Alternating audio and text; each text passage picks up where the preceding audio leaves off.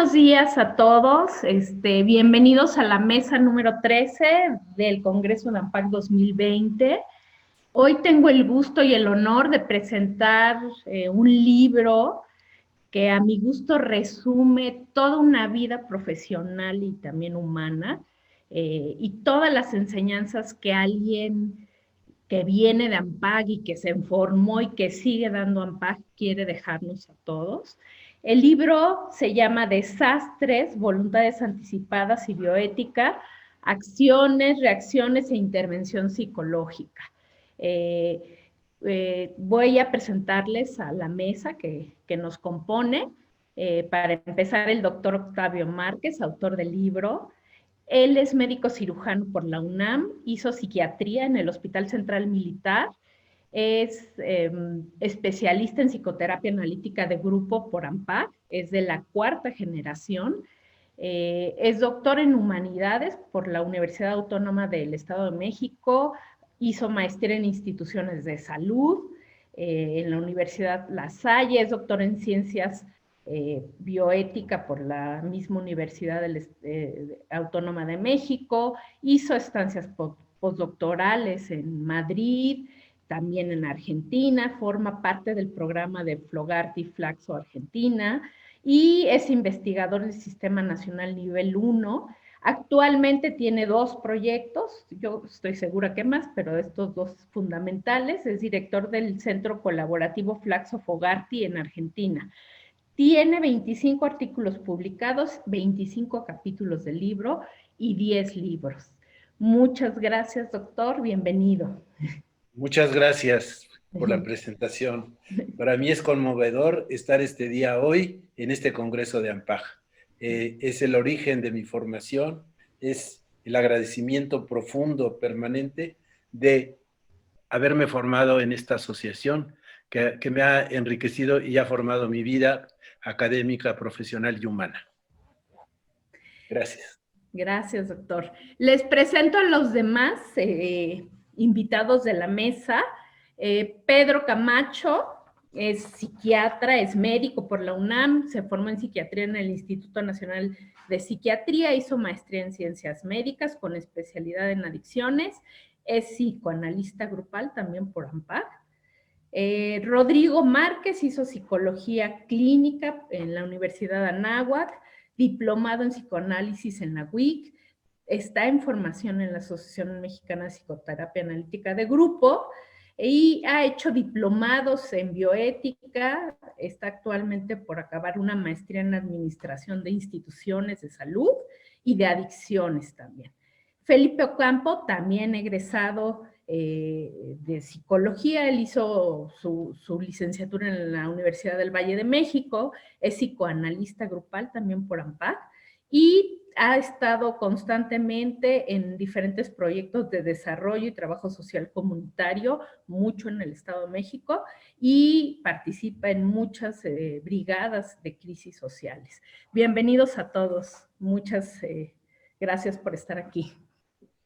Vamos a empezar la mesa, pues invito aquí a Pedro que nos va a comentar sobre el libro, sus impresiones. Es un libro, como ustedes lo ven desde el título, con muchos temas importantes a abordar. Esperemos que podamos abordar los más posibles ahora. Te doy la palabra, Pedro. Muchas gracias, Nat. Bueno, primero que nada es un placer estar participando en esta presentación del libro y en toda la organización del Congreso, que hemos estado muy activos y estamos muy orgullosos de poderlo salir adelante. Ahora, por otro lado, también realmente yo les puedo compartir que ha sido un verdadero placer escuchar a Octavio y poder platicar con él en los días previos a la organización. A lo largo de todo este tiempo he estado en contacto telefónico y después ya cuando lo conozco en persona, es una persona que es muy grata, que es una persona que es súper linda, súper tranquila, súper amena. La verdad es que qué sencillez de ser humano. Y ya después, conforme fue pasando el tiempo, también me tocó leer su libro y en el libro realmente viene resumida, como bien lo dijo Natalia, Natasha, perdón, toda una vida y toda una obra de una persona que piensa psicoanalíticamente y una persona que puede observar el campo de lo que está ocurriendo, el campo clínico y el campo de todo lo que está pasando de una manera muy sensible y de una manera muy, muy humana, y sin que pierda el objetivo clínico y el ojo psicoanalítico, que eso es maravilloso. Ahorita antes digo, realmente yo pretendo hablar muy poco, porque el objetivo es que escuchemos al autor, o sea, para que ya nos tocará a todos los demás, si le echamos ganas, obviamente, que nos toque a nosotros que nos presenten el libro, pero no, realmente yo creo que quien lo debe de presentar mejor es Octavio. Lo que solamente me va a permitir tomar unos 3 o 4 minutos más. Digo, además, en el formato digital funciona mejor que podamos dialogar entre todos. Pero la primera parte del libro habla justamente sobre cómo son los desastres humanos y predominantemente le hace énfasis al temblor ocurrido hace 3 años, en el 2017, y ya después nos empieza a describir toda una serie de formas en que los seres humanos y diferentes gobiernos o diferentes países o diferentes instituciones académicas han combatido diferentes desastres. Digo, ojalá compren el libro porque ahí van a poder ver datos muy precisos de las acciones que se hicieron, cómo se midieron, cómo se resolvieron, bla, bla, bla. Eh, Después, a lo largo de toda la obra, continúa profundizando en qué es lo que se tiene que hacer en los desastres, en que no nada más hay que atender la parte psicológica, sino que también hay que atender la parte social y poder atender todo lo que se necesita del cuerpo humano y de la sociedad en cuanto a sus necesidades básicas para poder atender eh, el propio desastre. Es importante, yo al principio pensé que cuando iba a leer el libro iba a encontrar solamente una reseña de los quehaceres psicológicos en acciones de desastres, pero no es así. Nuestro querido Octavio fue un poquito más profundo y nos describe toda la panorámica. Y finalmente, en la segunda parte del libro nos empieza a hablar sobre realmente el amor y la pasión que tiene Octavio en la vida, que es la bioética. Y eso lo va a tocar platicar a otra persona. Con esto terminaría mi participación. Prefiero ser breve para que después podamos platicar todos. Gracias, Nat. Muchas gracias, Pedro. Pues sí, tiene varias partes que pudieran parecer como muy aisladas, pero no, toda la parte de desastres y voluntades anticipadas y la parte ética y el derecho a decidir cómo uno quiere morir, claro que van todos de la mano. Felipe, te doy la palabra por si ahorita nos quieres comentar. Gracias, Natasha. Pues bueno, también para mí es un honor estar en esta mesa con Octavio Márquez, con mis colegas, presentando su libro, ¿no? Que, el día que me lo regaló, me escribió, ojalá un día me hagas un comentario, ¿no? Y aquí estoy, ¿no? Para hacer ese comentario. Y en realidad fue del tomo 1 de ese comentario, ¿no? Porque el tomo 2 recién salió. Entonces, pues eso, me siento muy, muy contento de compartir contigo, ¿no? Mi comentario de lo que fue para mí leer este libro. Me permití escribir algunas cosas a modo de resumen, ¿no? Y poder ejemplificar con algunos casos prácticos, ¿no? Casos en los que intervenimos, los que estamos en esta mesa en brigadas, ¿no? Y que fue muy, muy interesante la experiencia del sismo del 17. Bueno, la psicología de las masas comprende el estudio del comportamiento de los grupos colectivos y de la inexistencia de la autonomía individual dentro del colectivo, y el miedo a las represalias y exclusión social. Pues todo individuo que forma parte de una masa social deja de ser independiente, al subordinarse plenamente al grupo al que pertenece y con el que se siente identificado. En un desastre natural, el común denominador es ver como enemigo al fenómeno catastrófico, como Hoy el enemigo común es el COVID-19 y debido al aturdimiento de la sobreinformación, todos nos sentimos identificados en angustias de contagio, de enfermedad, de desamparo y de muerte. Y pues un sismo es ya un enemigo mítico en el mexicano, ¿no? Bien conocido por nosotros. En este libro encontramos una guía excelente para intervenir en situaciones de desastre, como profesionistas, ¿no? Y como seres humanos solidarios dispuestos a ayudar. Ya que sabemos que existen personas a las que la tragedia les rebasa y les es muy difícil enfrentarse a esa penosa situación y que pueden perder el control de sus emociones y desorganización del pensamiento, generando ansiedad y pánico, el doctor Márquez nos orienta para distinguir el tipo de desastre y la magnitud del impacto psicológico en las víctimas. La ayuda psicológica que debe brindarse por parte de un especialista en adultos y en atención a niños. Pero para ayudar hay que organizarse y capacitarse. Y este libro es eso, ¿no? Por ejemplo, en el sismo del 17, en algunas zonas del Estado de México, la experiencia del sismo fue muy diferente a la ciudad, porque en la ciudad pues ya conocemos la historia del 85 y la tragedia de aquel evento. Sin embargo, acá en el Estado de México, pues no sonó mucho, ¿no? Cómo le fue a las personas de este lado con el temblor del 17, porque muchas personas perdieron sus casas, ¿no?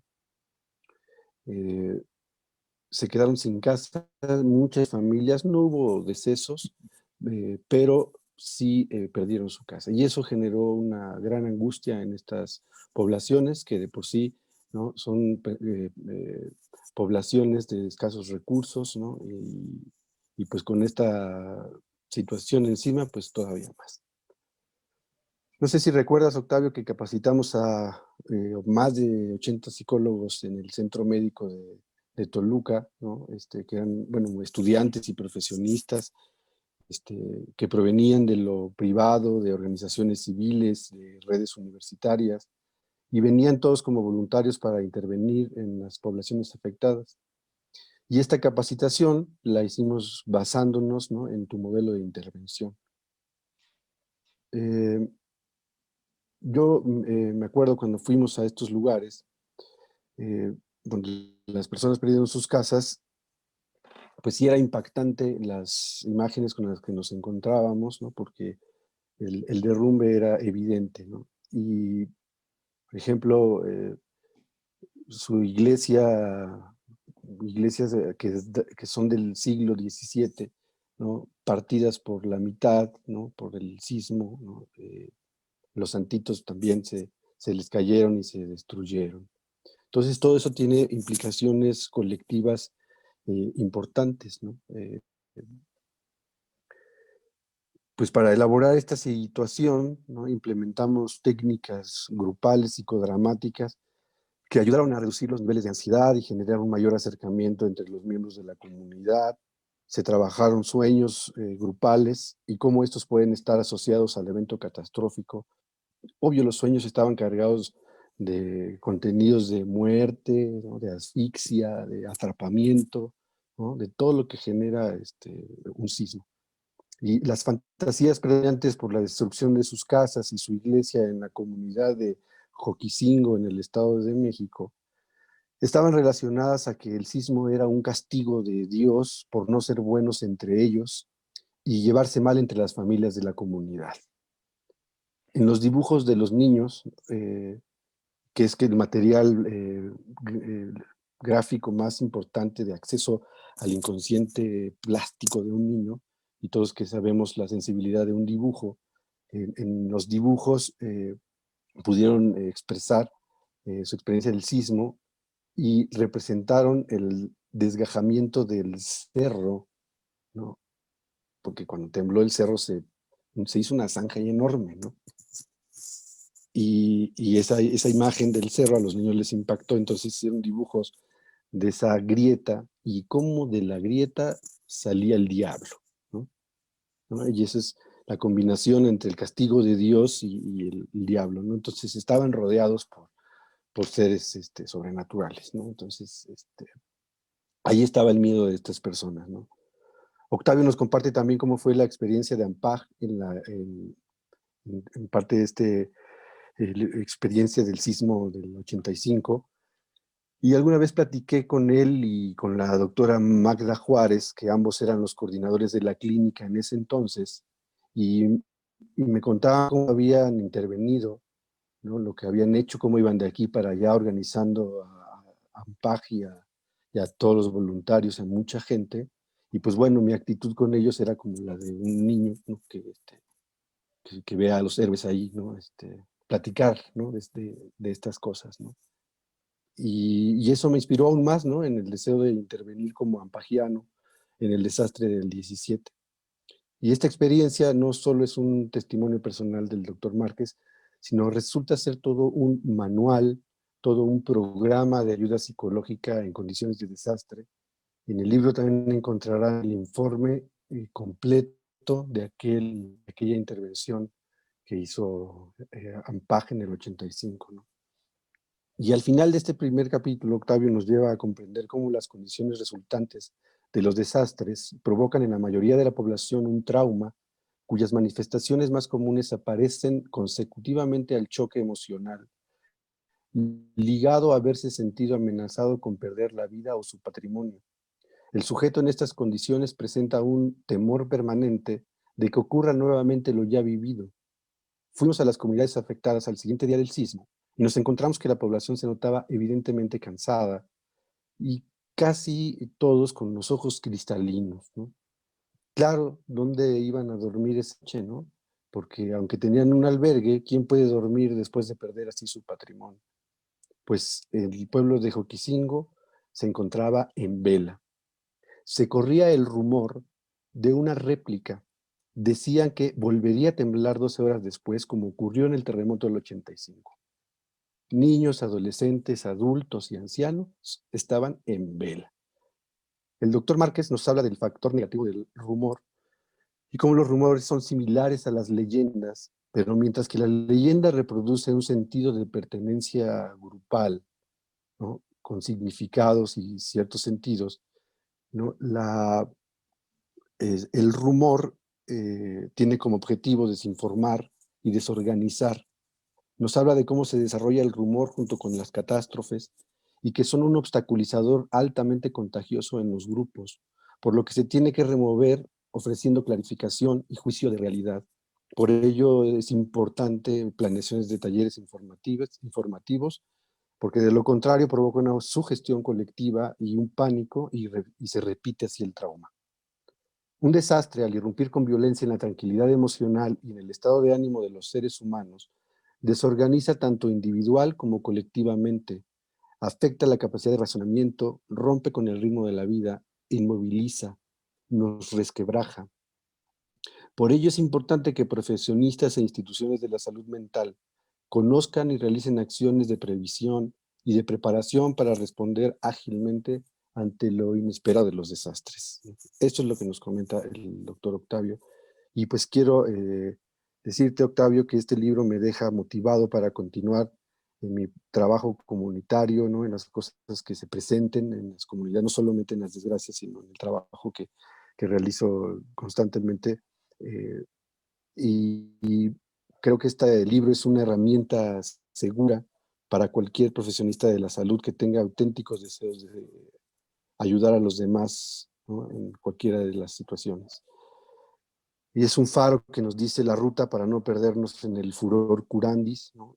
Nos ayudas a ser objetivos, realistas y principalmente profesionistas éticos.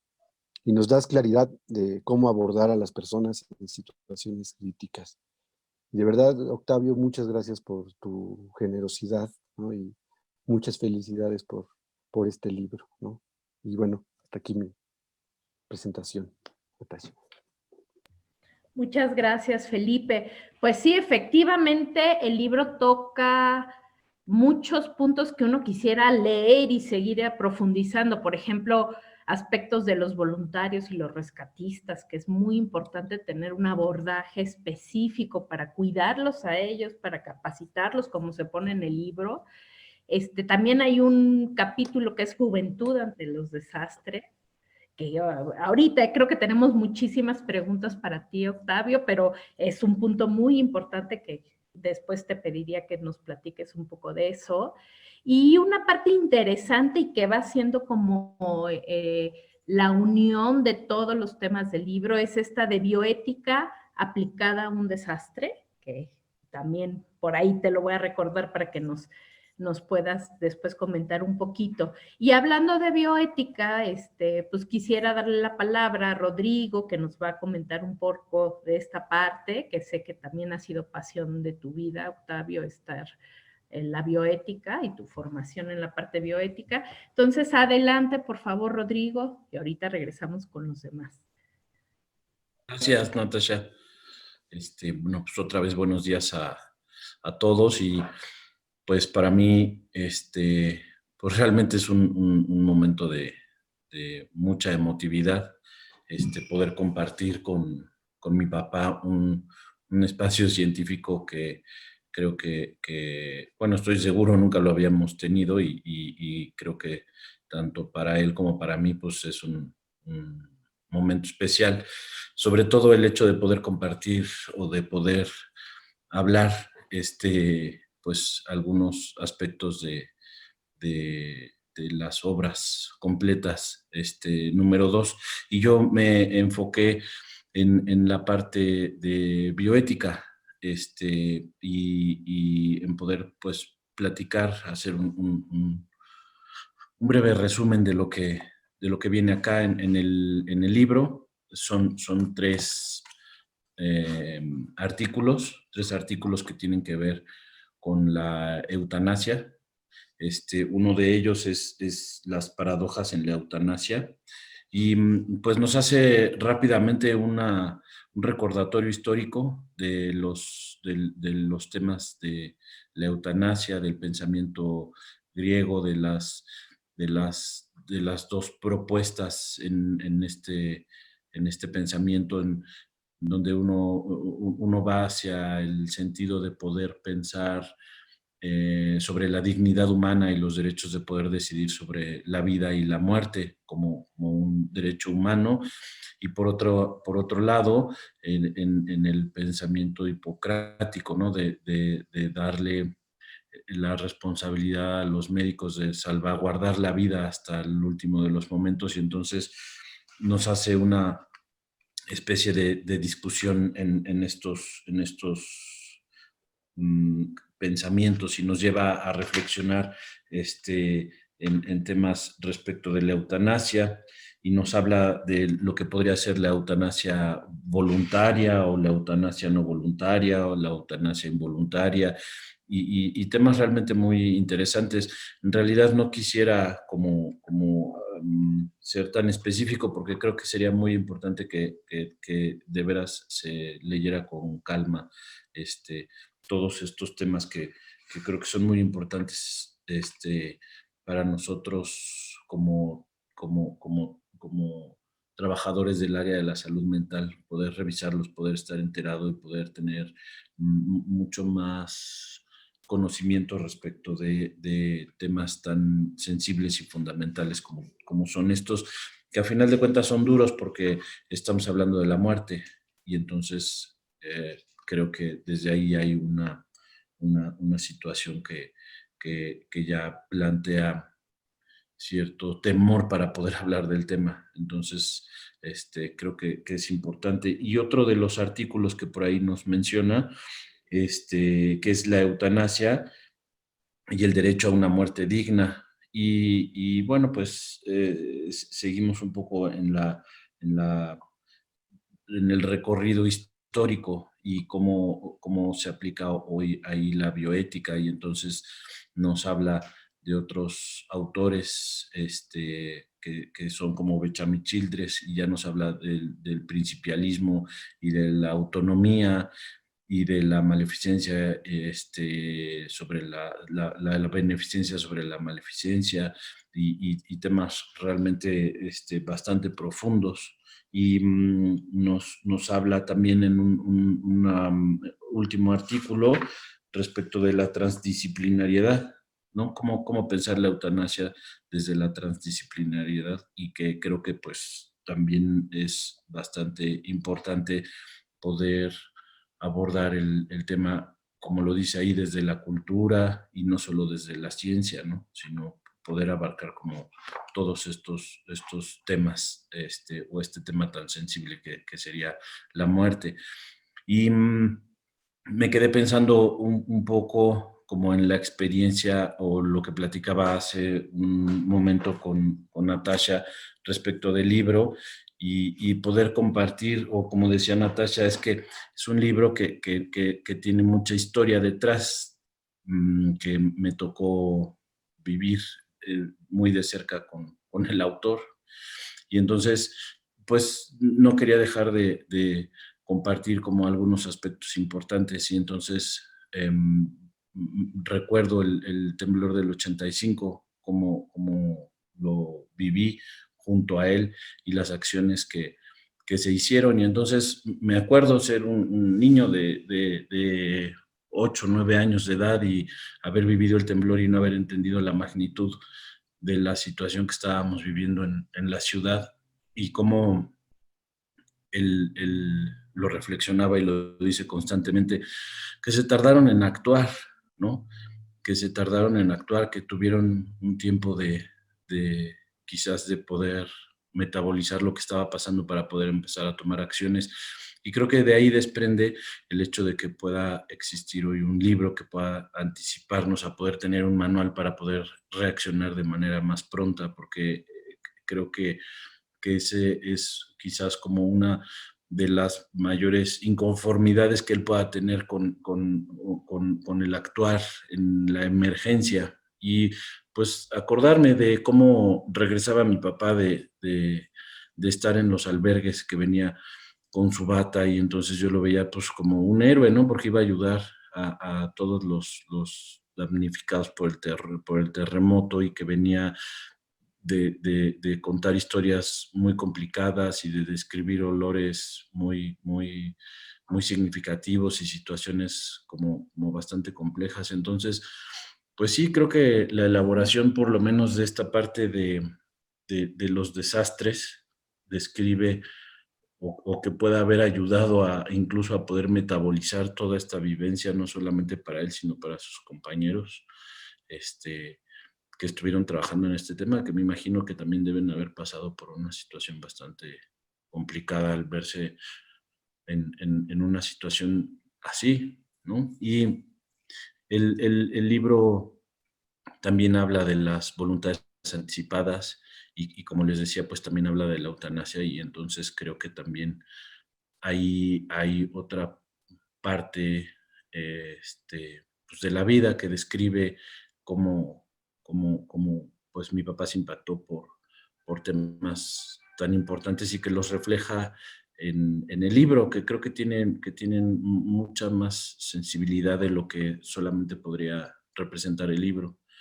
Y entonces a lo mejor sería como oportuno poder preguntar y que nos pueda contar como alguna de las historias, porque lo que decía es que ahí hay mucha historia de Ampaj en todas estas cuestiones, ¿no?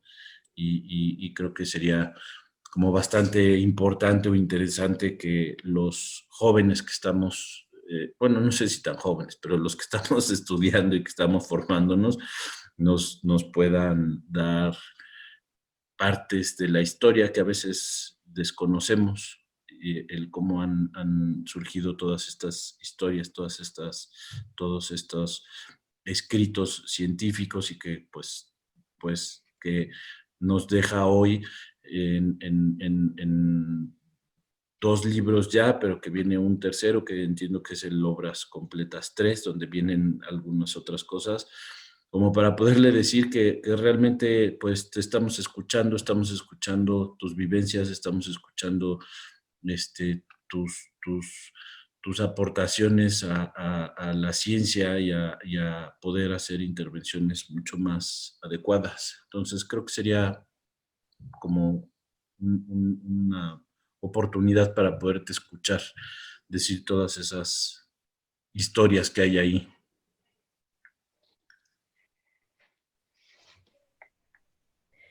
Muy bien, muchas gracias, Rodrigo. Pues Octavio, creo que el público te aclama, queremos oírte. Este, aunque pudiera pensarse que al ser como un manual, que no lo es mucho más allá, pues creo que estas obras y todas las obras literarias escritas de alguien, pues reflejan su vida. Entonces, pues nos querías contar un poco de la historia de Ampag y a lo mejor te vamos a lograr hacer que también nos cuentes de tu historia, que también creo que está reflejada, cómo en ti llegas a todos estos temas y los unes en una forma tan linda, tan expresiva. Adelante, Octavio, por favor. Gracias, doctora Natasha. Bueno, son tantos temas y yo quisiera hablar un poco de cómo surgió todo esto, cómo surgió mi formación. Y después me gustaría que me pregunten, yo creo que la otra parte sería que me pregunten para que yo pueda decirles mi experiencia o mi vivencia o mi proceso de formación en las humanidades, en el psicoanálisis principalmente, en la filosofía, en la ciencia médica, en la bioética, etc.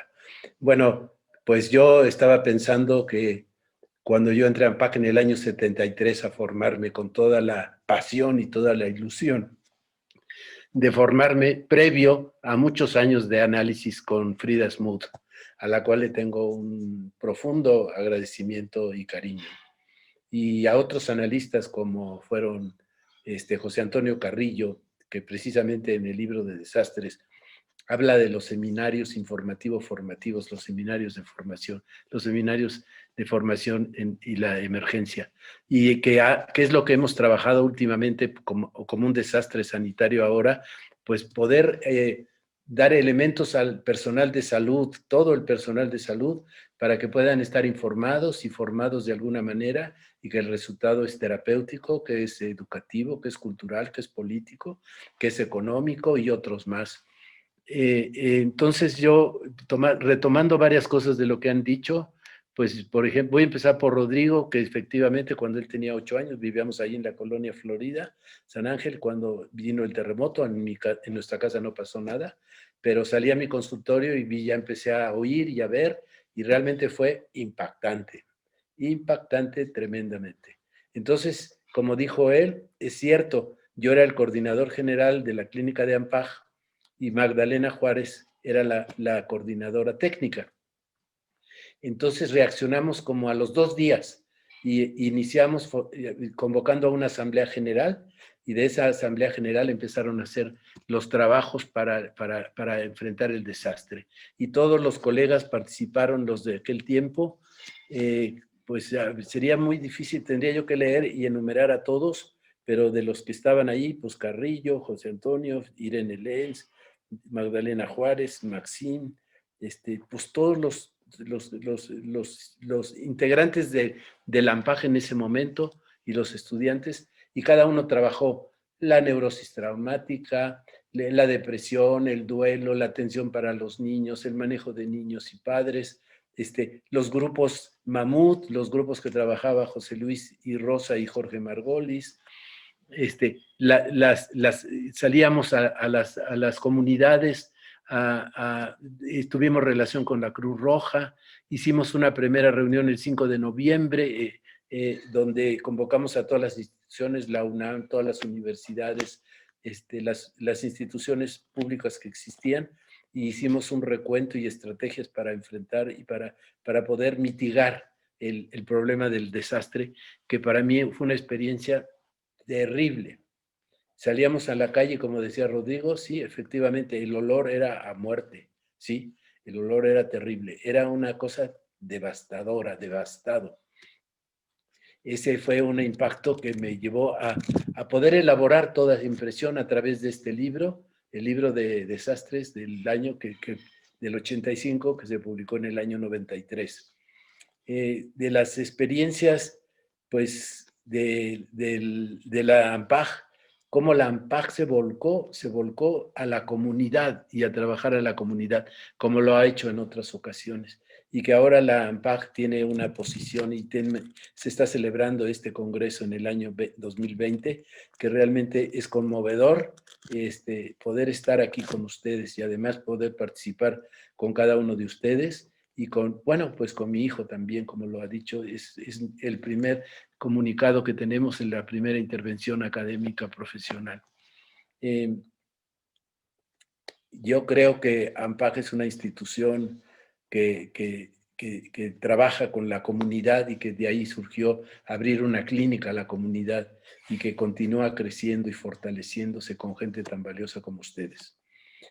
Yo quisiera dejar aquí y más bien escuchar un poco qué comentarios me hacen, qué preguntas harían, para que yo pueda centrarme un poco también y poder dar respuesta más desde ustedes, más que yo mismo, porque ya el soliloquio ya está bien, ¿no? Entonces mejor quiero que me pregunten, ¿sí? Pedro, tú tenías muchas preguntas y cosas que compartir. Adelante, por favor. Bien, muchas gracias. Digo, apagué la cámara porque, como les digo, el objetivo es galardonear a Octavio, ¿no? Entonces, el objetivo es que salga él. Oye, Octavio, pero digo, la primera pregunta que ya te había dicho que te iba a preguntar es, ¿por qué las nuevas generaciones tienen, bueno, no tienen, pero sería conveniente que leyeran y compraran tu libro? Eso a mí me interesa muchísimo, digo. Bueno, mira, yo te voy a decir una cosa, Pedro. El libro se lo pude dar en físico a ustedes, sí, lo tienen en físico, pero también lo tienen en virtual, en internet, ¿no? Sí, el libro. Entonces el libro, pues yo les digo que yo lo ofrezco, lo doy para que, primero que lo tenga AMPAJ, ¿sí? Creo que mandé un tomo para AMPAJ, pero como está en virtual, pues no sé, ustedes lo pueden, digamos, regalar, compartir con quien lo quiera. Y eso no tiene ningún costo, por supuesto, ¿sí? Porque realmente lo que me interesa es poder transmitir o difundir pues la experiencia que yo he tenido, el trabajo, la acumulación, no solo mía, realmente aquí todos los miembros de AMPAJ en el momento del 85 y en el momento del 17 son los que han constituido el segundo tomo y han participado en ello. Es de todos, no es mío, es de todos el libro, ¿sí? Entonces yo creo que pues el libro, quien lo quiera, ahí lo tienen, se lo pueden mandar por virtual, por internet, ¿sí? En ese sentido. Y te agradezco mucho, Pedro, pues Porque yo todo lo que lo que... pensaba era, yo creo que a las nuevas generaciones le hace falta mucho poder acercarse con personas como tú, que son faros del conocimiento. O sea, sobre todo va por ahí mi pregunta.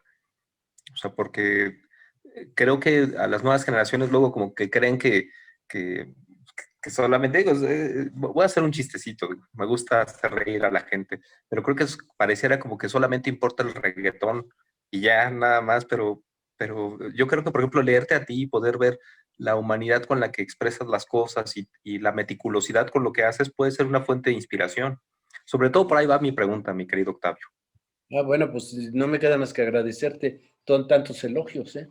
Pero bien, yo creo que sí, pues es como el conocimiento científico, la ciencia, el conocimiento, la cultura, todo, pues no surge de momento, es un devenir, es un paso atrás, paso adelante, paso atrás. ¿Para qué? Para ir construyendo el conocimiento hay que construirlo, ¿sí? Entonces, yo creo que tienes razón en que las nuevas generaciones tienen que conocer cuáles son sus antecedentes, sus antecesores, para que puedan ellos ir, digamos, como todo el proceso. El psicoanálisis es una ciencia que está en progresión, ¿no? Entonces, lo que se va conociendo se puede ir cambiando, se puede modificar, y como es el conocimiento científico. Entonces, yo creo que en ese sentido, pues es muy importante, es básico, ¿no? Para la formación y el conocimiento. Y otra pregunta que también quería hacer al aire es que, o sea, preguntársela a Rodrigo, o sea, ¿qué se siente estar hoy aquí con su papi? ¿Y qué se siente ver a su papá siendo un hombre tan preparado, tan estudioso, tan meticuloso? ¿Y qué se siente, pues? O sea, ¿cuál es la experiencia como un hijo de ver a un papá escribiendo no ahorita, sino escribiendo durante muchos años? Perdón la No, está bien, Pedro, gracias.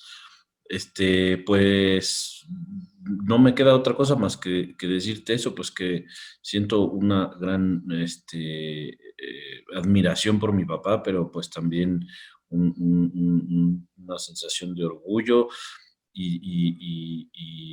pues en realidad lo que me ha dejado es eso que le decía yo hace rato, ¿no? Que es como que detrás del libro y de las hojas me quedo yo con la persona que está ahí en ese libro y decirle que me quedo con el mensaje que yo creo que me deja a mí como hijo y que le deja a sus nietos, ¿no?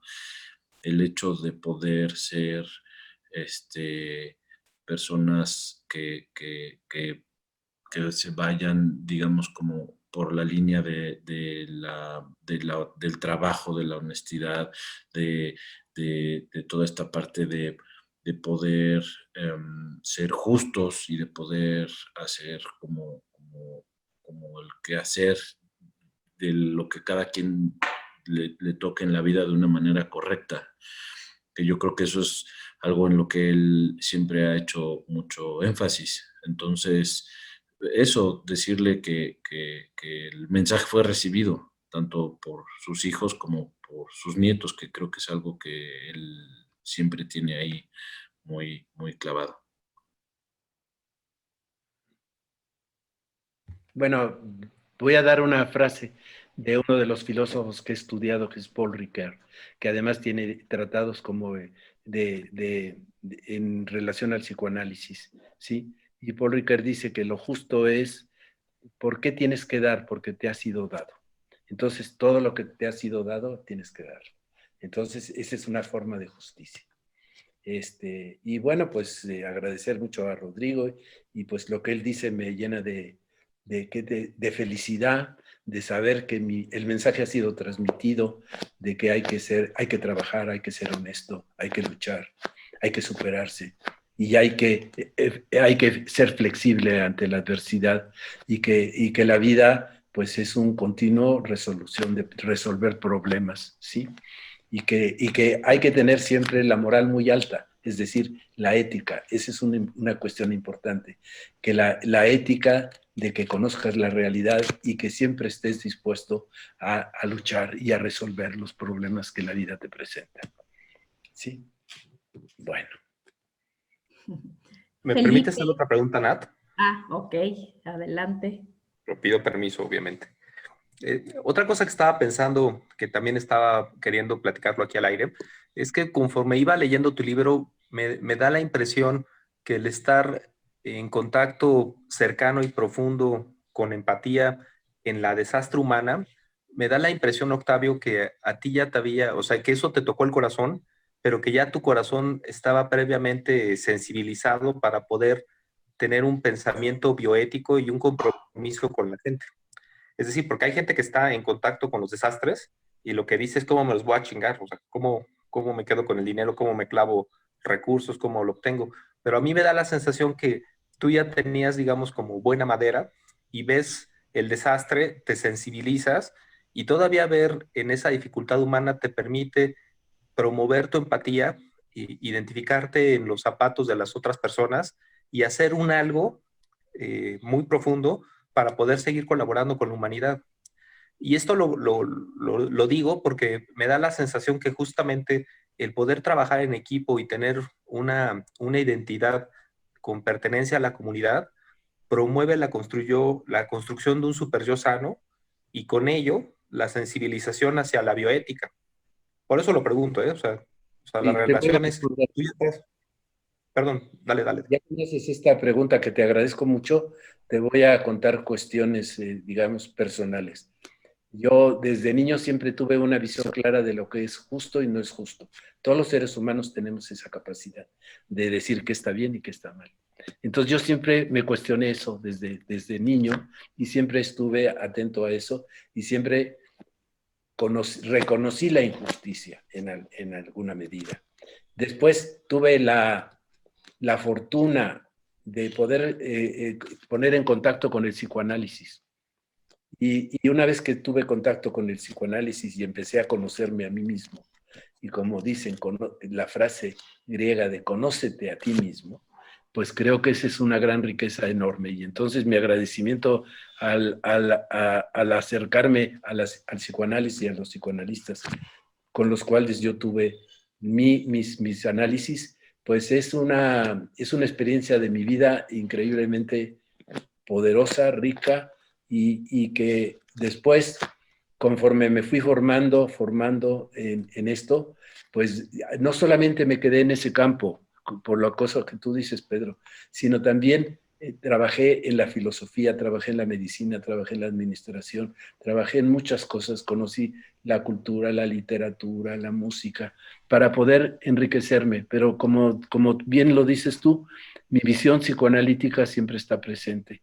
Y esto, en relación a la bioética, pensé que era un puente hacia el futuro para resolver los problemas que se nos presentan en todos los campos, tanto en el campo de la medicina, el campo humano, en el campo de nuestro entorno, en el campo de la ecología. Y pues sí, es una de mis pasiones la bioética, porque creo que es una forma de poder abordar nuestra realidad y de poder transformar y poder ser críticos, justos, sí, racionales ante la vida. Porque el Entonces, superyo es una metáfora que aplica solamente al psiquismo individual, pero tú cuando escribes el libro y tocas los temas de bioética, entonces lo que haces es como a veces me lo imagino como un loop de reentrada, en la cual tú obtienes y te identificas con los valores estéticos y propios de la cultura y morales, estéticos y morales de la cultura, pero después contribuyes a condensarlos, sintetizarlos y promoverlos. Como lo que dices, o sea, hay que dar lo que fue otorgado. Y entonces sí. digamos que es una formación cultural y una formación grupal de cómo se construye el super yo cuando tú escribes el libro. A lo mejor ya no me di a entender, a lo mejor ya me revolví, pero El super yo, bueno, ustedes saben, el super yo puede estar en los extremos, ¿no? Rígido, sádico, cruel, o puede ser un super yo tan laxo que todo vale, ¿no? Que todo vale, y no vale todo. Y sobre todo en la ciencia, pues ahí puede crecer muchísimo, pero no se vale todo. Entonces, la experiencia personal, grupal, que me formó, pues también me dio ese conocimiento hacia el grupo, que lo que tenemos, no podemos hacerlo solos, tenemos que hacerlo en grupo. Nacemos en grupo, vivimos en grupo, sufrimos en grupo, somos felices en grupo y finalmente morimos en grupo, ¿no? Entonces, pues la percepción del grupo fue fantásticamente enriquecedora, profunda y formadora para mí. Sí. Muchas gracias. Felipe, no sé si tengas algunas preguntas y nos falta poquito tiempo para que también empiece a incluir las preguntas del público. Claro. ¿Alguna otra observación? Sí, pues tu trabajo, Octavio, alrededor de las intervenciones comunitarias y con las instituciones, empezando por AMPAJ, que parece que pues en AMPAJ algo sucede, que nos identificamos tanto con estos valores que nos comentas, ¿no? De la lucha y la justicia social, ¿no? Eh, ¿Qué nos recomendarías, Octavio, a las generaciones actuales, ¿no? A los estudiantes de AMPAJ, eh, para abordar esta situación por la que hoy nos encontramos, ¿no? De la pandemia, ¿no? Porque pues en la distancia todos le estamos entrando al trabajo por la pandemia, ¿no? Y es decir, con todos los afectados por el confinamiento, el encierro, la enfermedad, ¿no? La muerte alrededor de la pandemia, ¿no? Porque estamos trabajando ahora a distancia, ¿no? ¿Qué nos recomendarías Bueno, Octavio, mira, cómo más abordar que la recomendar, población. Felipe, yo pienso que estamos en un momento, en una situación donde si bien el analista, con todo lo que significa el analista y su significado, pues estaba con el paciente, estaba cara a cara o en el diván, y que el trabajo era con un encuadre de una manera pues conocida desde el siglo XIX, pero actualmente ha transformado todo. Y entonces, ¿qué es importante para los analistas? Pues los analistas tienen que revisarse a sí mismos y ver cómo están estructurados, qué está pasando, y pues en un momento dado, pues siempre pedir la ayuda, ¿no? Pedir el apoyo. Pero por otro lado, también creo que estamos viviendo una situación donde no solamente están los otros que tienen el problema, sino que estamos inmersos todos. Todos tenemos miedo a la muerte, todos tenemos ansiedad, angustia, depresión, y cada quien lo va trabajando según pues, sus estructuras, ¿no? Y según sus posibilidades. Pero darnos cuenta que todos estamos incluidos y que esto pues es una cosa que estamos conociendo, que cada vez conocemos un poco más, pero que tendremos que conocer más. Y luego viene el proceso de la vacuna, y también va a ser muy importante trabajar desde el campo del psicoanálisis y de grupo, porque de grupo tiene una dimensión especial. Es que va a venir la vacuna y los rumores. Alguien habló de los rumores, que yo trabajo mucho, porque es un tema que me apasionó mucho, porque en el 85 decían, tal fecha va a haber un rumor, y entonces movilizaban a la gente y la gente estaba angustiada, aterrada. Quiero hacer una clarificación del rumor. Los rumores surgen de dos maneras, o bien surgen espontáneamente cuando la población o las personas o los grupos no tienen la información concreta, veraz, ¿sí? Entonces, la mente humana, como la fantasía, pues genera los rumores. Entonces, hay muchos rumores cuando no se tiene la información. Pero hay rumores que también se crean específicamente para desorganizar. Ya lo vimos en el año 17, el rumor de la niña Frida Sofía, cómo se manejó ese rumor, qué pasó, cómo está ese asunto de los rumores. Entonces, nada más para clarificar un poco, que estemos atentos y que conozcamos, que conozcamos los antecedentes, y que estemos muy atentos, y que pues estamos inmersos todos, y entonces tenemos que resolverlo todos. Y qué mejor que el grupo, y además en AMPAC se ha estado trabajando grupos y terapias que ha coordinado la doctora Natasha Alcocer. Nosotros hemos trabajado, yo estoy trabajando en un seminario interdisciplinario de bioética, en un apartado que se llama psicobioética, y damos seminarios informativos formativos a personal de salud. Ya lo he platicado con ustedes de alguna manera. Y entonces yo creo que la forma de elaborarlo, porque finalmente estos libros son procesos de elaboración ante situaciones muy traumáticas, ¿sí? Y pues yo ahí le dejo. Muchas gracias, Octavio.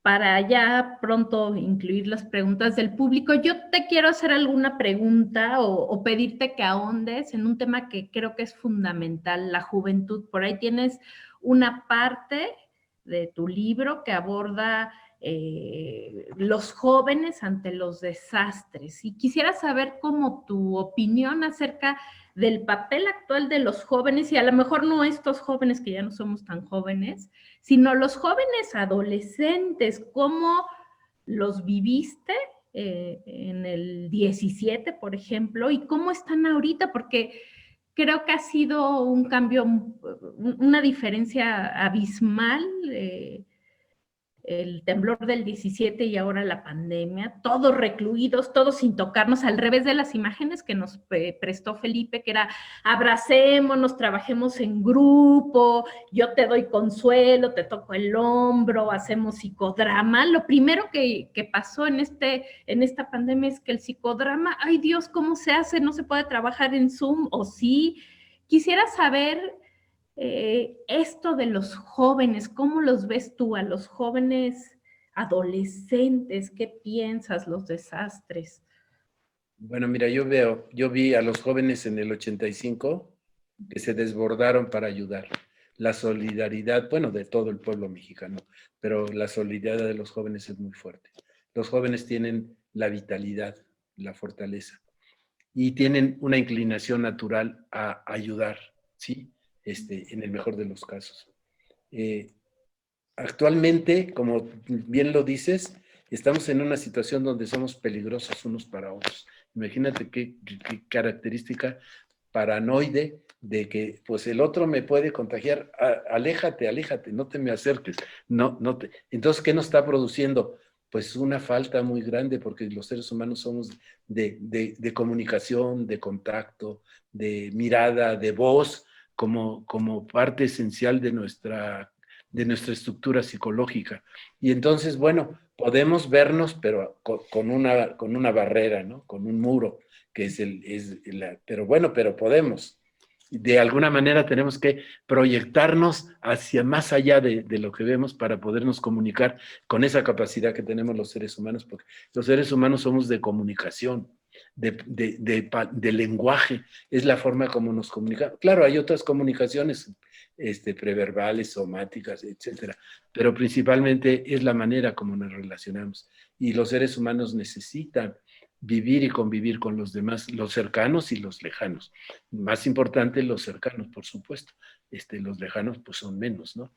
Pero los jóvenes, yo creo que con todas esas características de la juventud, pues son la fuerza y el camino a seguir, ¿no? Ellos. Y entonces, respondiendo a tu pregunta, de lo que yo pienso es que los seres humanos, en ese sentido, pues tienen esas cualidades humanas que todos tenemos. Claro que hay seres humanos que podríamos llamar monstruos morales o que no tienen moral por sus patologías o por lo que tú quieres, principalmente patologías, y a esos también hay que verlos y hay que tratar de entenderlos y encaminar, de alguna manera buscar un camino, porque todos estamos dentro de la misma casa que es la tierra, ¿no? Entonces hay que vernos todos, yo creo que hay que vernos todos.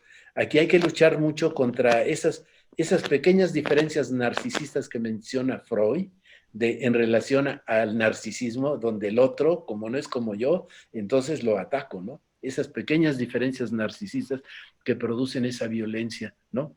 Entonces yo creo que los jóvenes tienen un poco menos eso, porque tienen una necesidad grande de comunicarse. Yo creo que para los jóvenes lo más difícil actualmente es precisamente en el momento que se socializan, que ven a sus amigos, que se identifican, no lo pueden hacer tan fácilmente. Sería lo que pienso, Natasha. Muchas gracias. Pues les pongo en la mesa algunas preguntas y obviamente ustedes me pueden también preguntar mucho más al doctor Márquez. Por aquí María Teresa Torres pregunta que qué avances hay con relación al mundo legislativo respecto a la voluntad anticipada. Y en este sentido, no sé, Octavio, si quieras decir, comunicar, no sé si todo el auditorio sepa, pero esto de la voluntad anticipada y cuál es tu interés, por qué te fuiste hacia allá y cuáles son los avances que hay actualmente. Bueno, lo voy a tratar de decir muy brevemente, ¿eh? La voluntad anticipada es un documento que está legalizado en el Distrito Federal, en el Estado de México y otros muchos estados. La voluntad anticipada es que yo, por mi autonomía, en pleno uso de mis capacidades físicas y mentales, voy a decidir qué quiero que se haga al final de la vida, para evitar que, pues, la distanasia, es decir, el encarnizamiento terapéutico, ¿sí? Cuando una persona llega, porque hay un problema en relación a la educación médica, donde los médicos a veces creen que su función es salvar vidas, y la función del médico no es salvar vidas, es cuando se puede curar, cuando se puede educar, cuando se puede acompañar, pero principalmente es entender y acompañar a los pacientes, pero no salvar vidas, porque si quieres salvar una vida, pues una vida tiene su fin de manera natural. Entonces tú no puedes salvar vidas, porque si quieres hacer eso, pues puedes caer en el encarnizamiento terapéutico, en empezar a hacer tratamientos inadecuados que no sirven para nada. Hay que respetar el momento de la muerte con dignidad, ¿sí? Entonces es un documento que se ha trabajado, que es muy importante, que se trabaja en los hospitales de una manera que no sea notarial, se puede hacer notarialmente, para que tú definas qué quieres que hagan al final de tu vida. Desde cómo te deben de tratar, qué te deben hacer, si debes de tener, digamos, atención adecuada o atención, digamos, estándar o atención ya muy especializada con aparatos como la respiración artificial, etcétera, todo eso, ¿no? Entonces tú vas a decidir qué quieres hacer. Entonces, en ese momento tú lo vas a plantear y es un documento que debe respetarse. Esto va a favorecer ¿qué? Primero, la autonomía de las personas. Segundo, que las familias no se vean involucradas porque cada familiar piensa diferente y hay conflictos familiares muy fuertes por esas situaciones de decisión en los últimos momentos. Las instituciones también deben de cuidar mucho los recursos porque tienen que ser justos en los recursos para no ocupar tantos recursos en cosas que a lo mejor no deben ocuparse. Entonces, las instituciones van a tener digamos, una descarga de gastos tan fuertes que son las UCIs, las unidades de terapia intensiva, ¿sí? Entonces, todo eso es lo que plantea la voluntad anticipada. Sin embargo, la voluntad anticipada no ha tenido todos los resultados que se esperaba que tuviera, porque se requiere, fíjense, es por ello que es impostergable la planificación anticipada de las decisiones sanitarias. O sea, hay que planificar qué quieres hacer, no solamente al momento de la muerte, al final de la vida, sino desde un momento las enfermedades crónico-degenerativas. Entonces, eso es muy importante, la cual se podría considerar como una nueva visión legal. Ahí está la parte que permitiría garantizar el respeto a la voluntad del paciente terminal. Por ello, se deben aplicar las siguientes estrategias. Mejorar la educación y la sensibilización de la sociedad. Ese es un punto muy importante. No tiene sentido regular la normativa sobre la planificación del fin de la vida si existe un desconocimiento generalizado sobre el tema. Por ello es imprescindible concientizar a las personas sobre la posibilidad de enfrentar un escenario de salud adverso en un futuro cercano. Con ello será posible prepararlos para que tomen las mejores decisiones posibles. Hay que sensibilizar a la población, hay que planificar cuáles son los procesos de salud que requiere. Por ejemplo, una persona que tiene una diabetes, ¿no? ¿Cómo va a planificar su tratamiento? O un problema oncológico, tanto de adultos como de niños, ¿eh? Entonces, esto es lo que yo podría decir brevemente en relación a la voluntad anticipada, que es una forma de resolver problemas que generan mucho sufrimiento, ¿sí? Y mucho costo a las instituciones y a los médicos, ¿no? También. Un médico que ya tiene una voluntad anticipada ya no se va a ver en si practica las buenas prácticas médicas o no la hace, sino que ya tiene una orientación de qué va a hacer. Gracias. Muchas gracias. Por aquí alguna otra pregunta.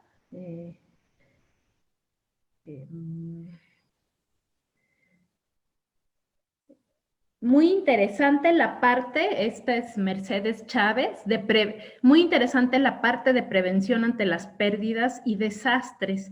¿Podrían especificar un poco más cómo lo abordan? La parte preventiva ante los desastres y las pérdidas. Por ejemplo, tal vez ya no es parte de tu libro, pero seguro en tu tercera parte lo vas a poner para las pandemias, la parte preventiva para las pérdidas y los desastres. ¿Qué sugerirías, Octavio?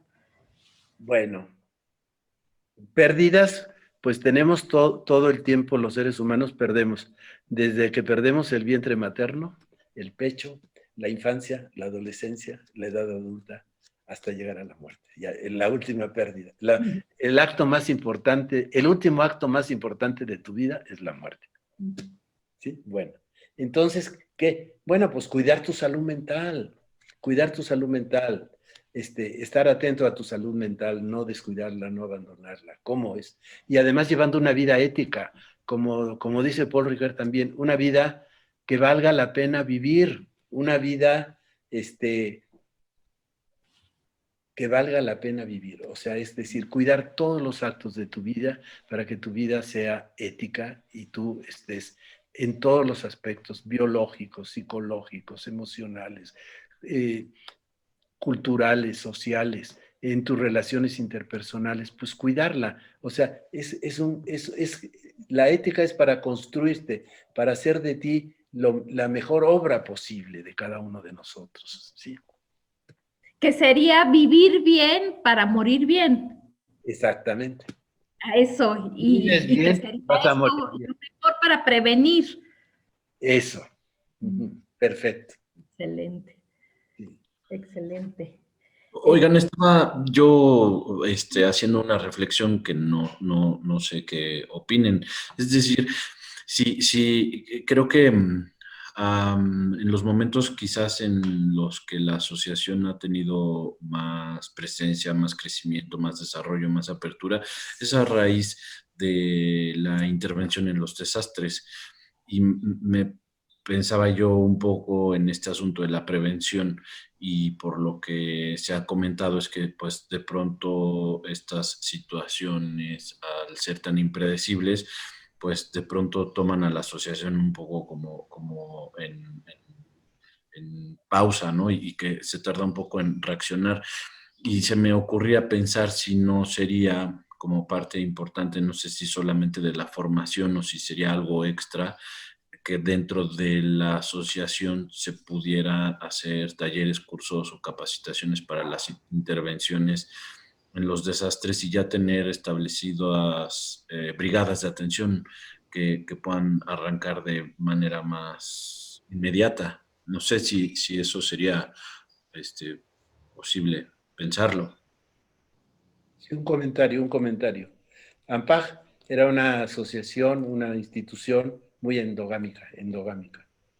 Entonces, poco a poco se fue abriendo de un gobierno vertical, se hizo un cogobierno horizontal. De ahí pasamos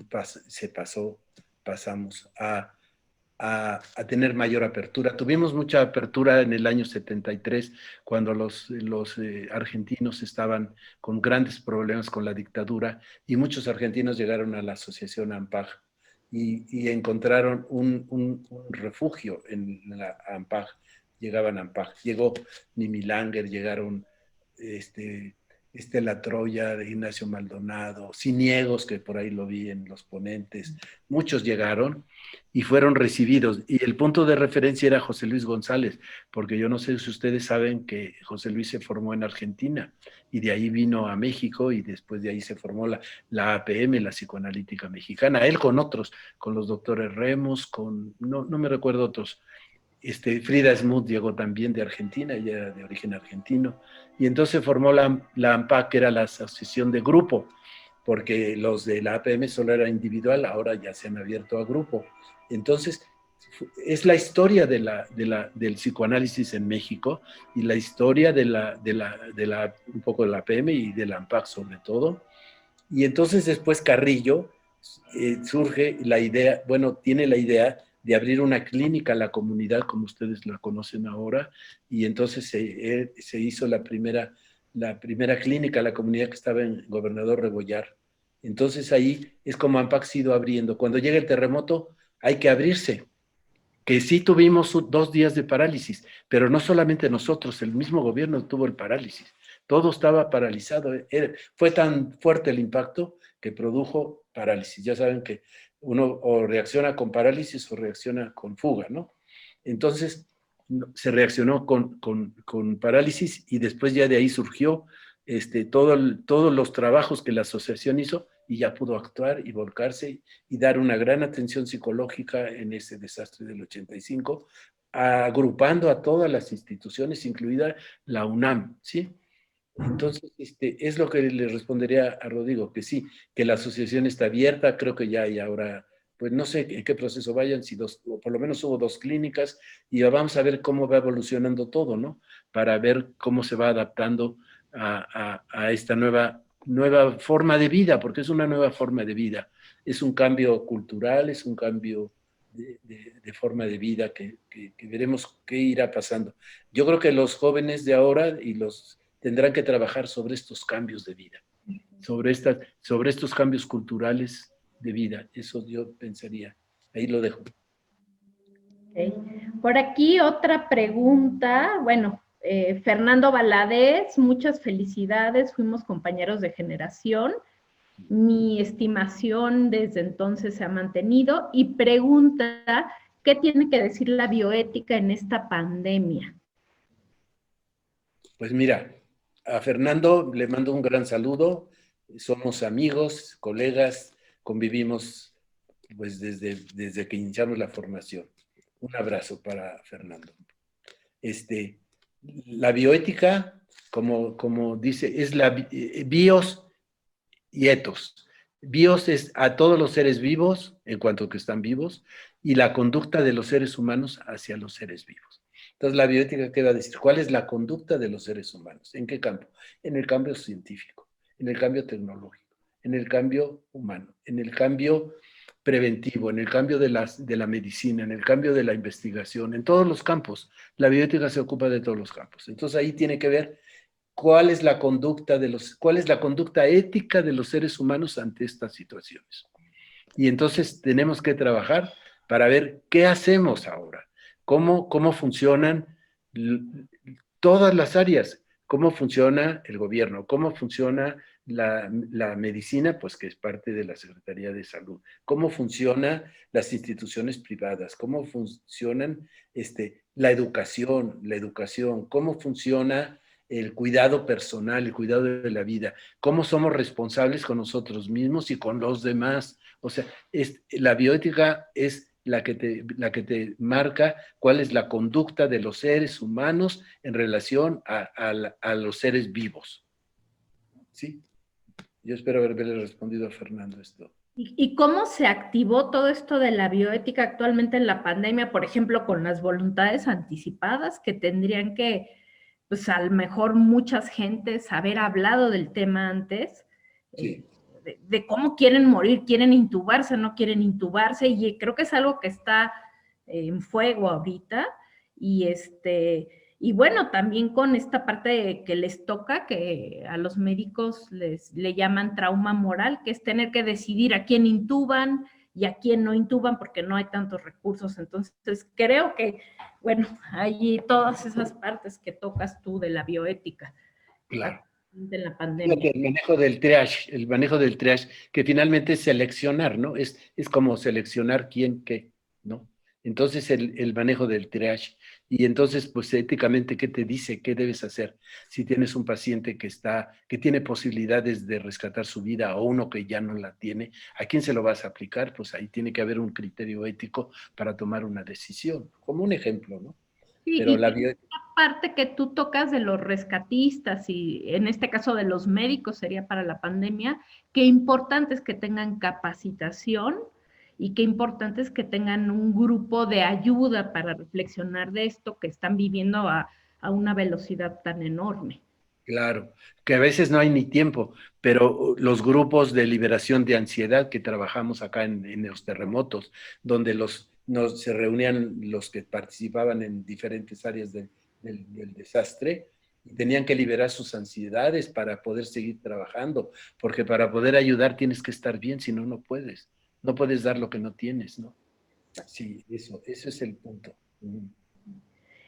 Una pregunta más de Diana Patricia Gómez, que además de felicitar y de estar orgullosa de trabajar con ustedes, dice, ¿cómo podemos trabajar para establecer un organismo en el Estado de México para la formación de una asociación de psicoanalistas, bioeticistas y poder seguir creciendo y formándonos para una mejor intervención poblacional?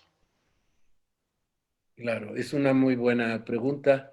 Hay una asociación de psiquiatría y psicoterapia, me parece, del Estado de México, pero ella ya va más allá y habla de una asociación de psicoanalistas. Bueno, pues hay varios aquí en el Estado de México, aquí en Toluca, en Metepec, pues hay que trabajar, hay que trabajar y empezar a formar esas asociaciones.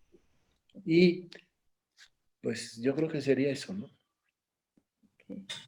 Pues nos quedan 10 minutos, no sé si ustedes, los comentadores del libro, quieren preguntar, comentar algo antes de ir cerrando todo esto. Yo quería preguntarle a Octavio cómo te sientes vivir tu primer congreso, bueno, no sé si es el primero, En virtual. virtual, Virtual. de Bueno, AMPAG, ¿no? sí, ya lo dije, pero lo repito, para mí es conmovedor estar aquí hoy, porque yo estoy con las generaciones, pues, jóvenes, las generaciones, está mi hijo, estoy en un congreso de AMPAG. Mis trabajos de investigación, de escritura, fueron en los congresos de AMPAG. Y recuerdo, bueno, recuerdo uno que fue la resonancia fantasmática en un grupo terapéutico que me pareció en aquel tiempo me pareció muy innovador y muy interesante a mí. Y creo que eso es como revivir todo eso, es como que de repente la película empieza y continúa y continúa. Para mí ha sido, pues realmente muy gozoso poder participar en este congreso con ustedes y poder presentar estos libros, pero para que de alguna manera pueda ser útil, estos libros que puedan ser útiles, porque ustedes saben que vivimos en una zona sísmica. Esa zona sísmica ya pasó el del 85, ha habido otros, el del 17 que fue bastante fuerte, con la gran diferencia que la tecnología ayudó muchísimo para que no hubiera tanta gente muerta, ¿no? También el 85 develó todo lo que había y toda la corrupción en la construcción, que bueno, se fue mejorando. Ahora ya no hubo bueno, hubo los de 8 pisos, son los que se cayeron, pero puede haber los de más abajo, los de mediano, más arriba. Entonces, estamos en una zona sísmica que tenemos que estar preparados porque no sabemos cómo va a reaccionar la naturaleza. Y ya saben que se mueven las placas tectónicas y van teniendo energía, la sueltan y bueno, va abarcando todo. Ahí viene también en el libro, ¿no? El origen geológico de los desastres. Me acuerdo que en el 85 Sinalomis decía que no se podían predecir los terremotos, los sismos, ¿no? Y bueno, no se pueden predecir. Entonces, todo eso, todo ese conocimiento es muy importante. ¿Para qué? Pues para prevenir y para poder también atender en las situaciones de desastre. En el libro también viene un modelo de organización para ello que también puede ser útil. Y bueno, en AMPAG, pues yo creo que trabajan activamente muchas cosas en relación actualmente a la pandemia y a lo que venga, ¿no? Sí, ¿contesté, Felipe, a lo que me preguntabas? ¿O no? A lo mejor no, Sí, no sé. claro, no, claro, ¿no?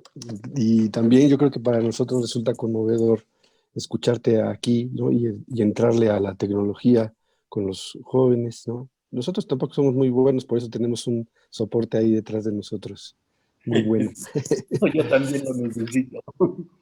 Pero yo tengo que dar muchas clases en la universidad porque ahí trabajo en la Universidad Autónoma de Estado de México y yo tengo que hacer todo por Zoom o por Team o por Skype, por muchas cosas, ¿no?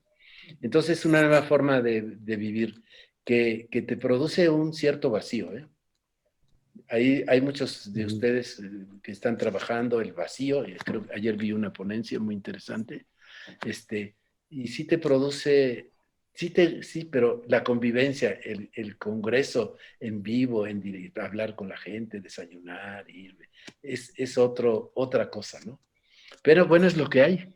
No hay más cera que la que arde. Una Decía mi... última pregunta, perdón, por aquí, doctor, es de María Teresa Torres, que pregunta desde su experiencia, ¿qué es lo primero a lograr en una intervención en crisis de una persona que ha perdido su hogar o patrimonio para que pueda gestionar su salir adelante?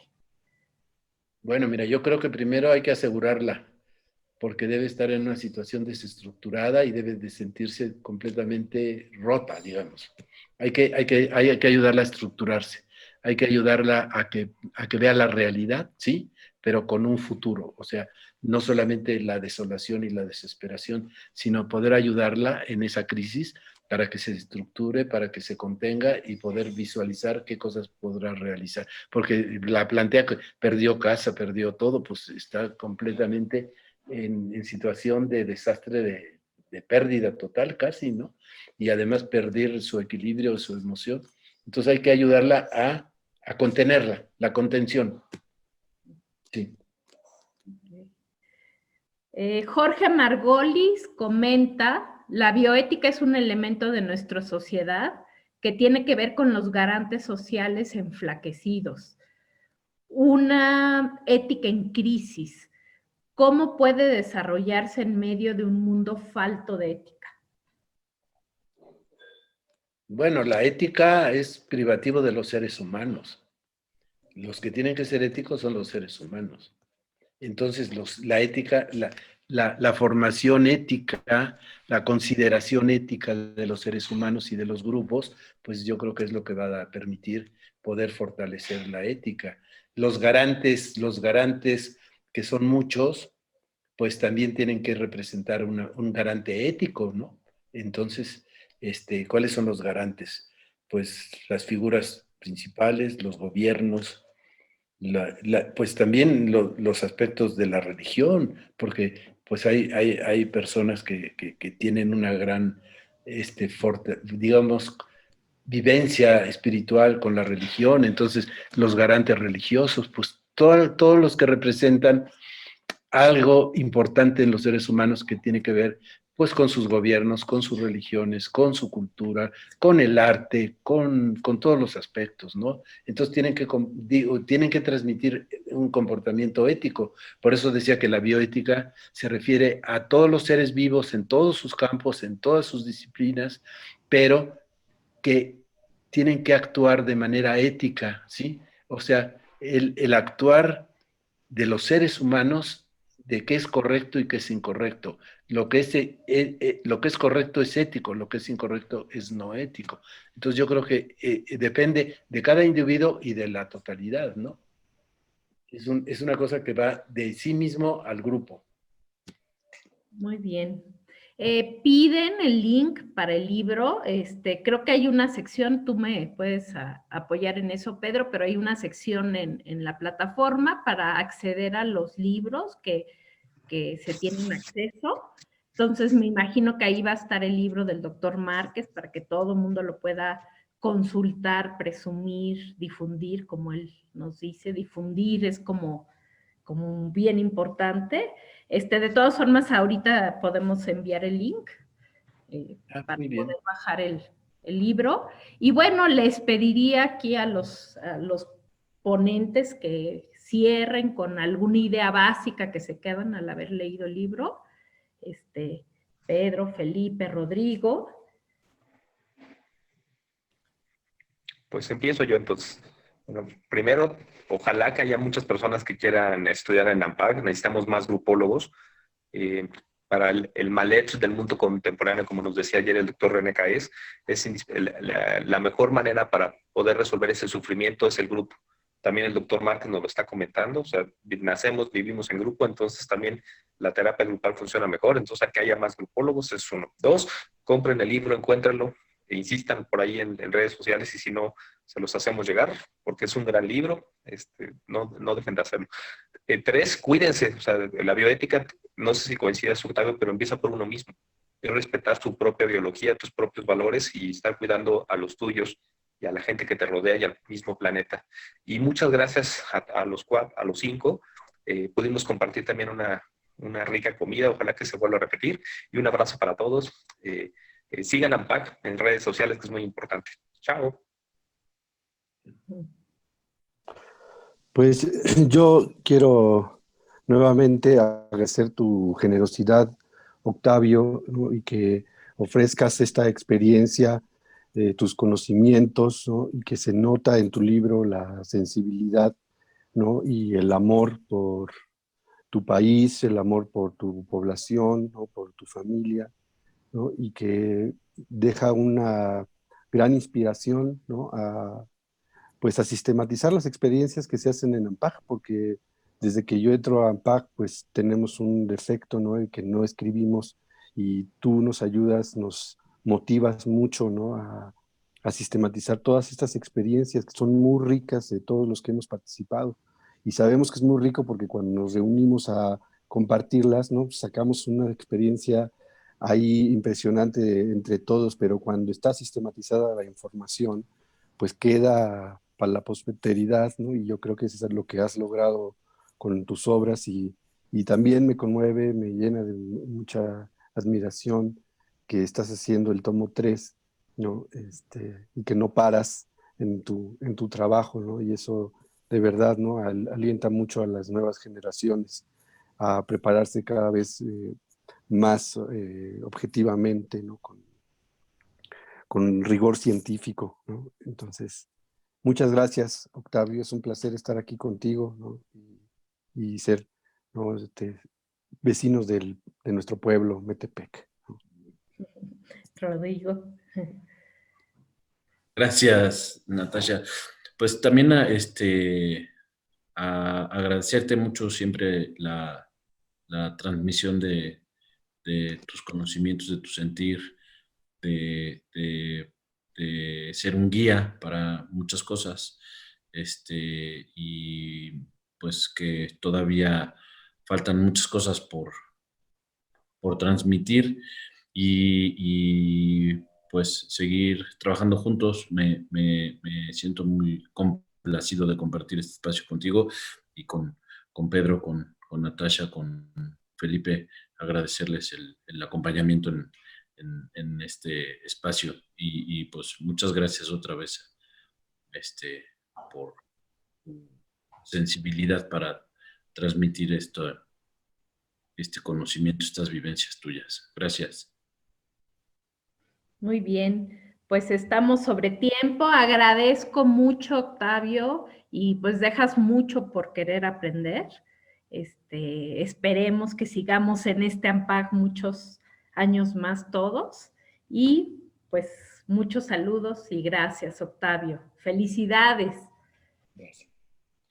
Bueno, yo nada más digo gracias a todos, a cada uno de ustedes. Natasha, fue una alegría de trabajar contigo en esta presentación del libro, te lo agradezco mucho. A Pedro, sus preguntas, muchas gracias. Felipe, Rodrigo, pues qué maravilla poder hacerlo.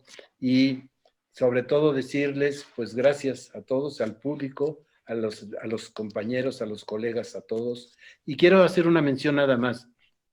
Hay otro libro de desastres que trabajaron en ese tiempo, de acuerdo a este desastre, un grupo de colegas que encabezaba Carrillo, Isabel Díaz Portillo, José Luis, no sé si Adela, Dupont, varios de ellos. Hay otro libro que trabajaron sobre desastres, donde transmiten también esta experiencia y escribieron.